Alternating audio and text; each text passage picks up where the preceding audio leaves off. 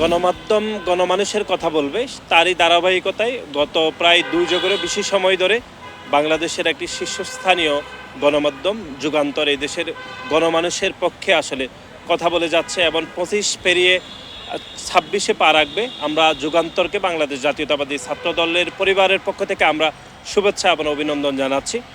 বিশেষ করে জুলাই এবং আগস্টের গণ অভ্যুত্থান যখন চলমান ছিল, তখন এই গণমাধ্যমটি বাংলাদেশের সাধারণ শিক্ষার্থীদের পক্ষে, বিশেষ করে এই দেশের গণমানুষের পক্ষে অবস্থান নিয়েছিল। এবং আমরা একই সাথে মনে করিয়ে দিতে চাই 2014, 2018 এবং 2024-এ যে গণতান্ত্রিক আন্দোলনগুলো হচ্ছিল, যে এই গণতান্ত্রিক আন্দোলনের বিপরীতে যে গণমানুষের যে আন্দোলন হয়েছিল, প্রত্যেকটি আন্দোলনে যুগান্তর অনবদ্য ভূমিকা রেখেছে। এদেশের মানুষের পক্ষে, এদেশের সাধারণ শিক্ষার্থীদের পক্ষে তারা অবস্থান নিয়েছিল।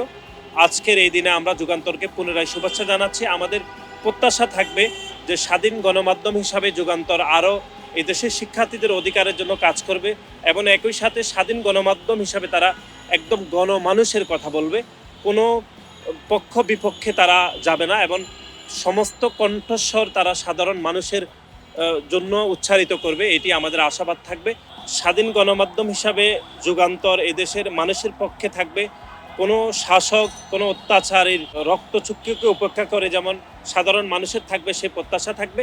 যুগান্তরকে অভিবাদন জানাতে চাই। এই দীর্ঘ সময় ধরে তারা এদেশের গণমানুষের পক্ষে তারা কাজ করেছে, বিশেষ করে সাধারণ শিক্ষার্থীদের অধিকার আদায়ের জন্য। বাংলাদেশ জাতীয়তাবাদী ছাত্রদলকে সাধারণ শিক্ষার্থীদের পাশে রাখার জন্য তারা অবিরাম তাদের পরিশ্রম করে যাচ্ছে। এজন্য যুগান্তরের প্রত্যেকটি যারা সাংবাদিক, কলা কৌশলী রয়েছে, তাদেরকে বাংলাদেশ জাতীয়তাবাদী ছাত্র দলের পরিবারের পক্ষ থেকে আমরা অভিবাদন এবং কৃতজ্ঞতা জানাতে চাই।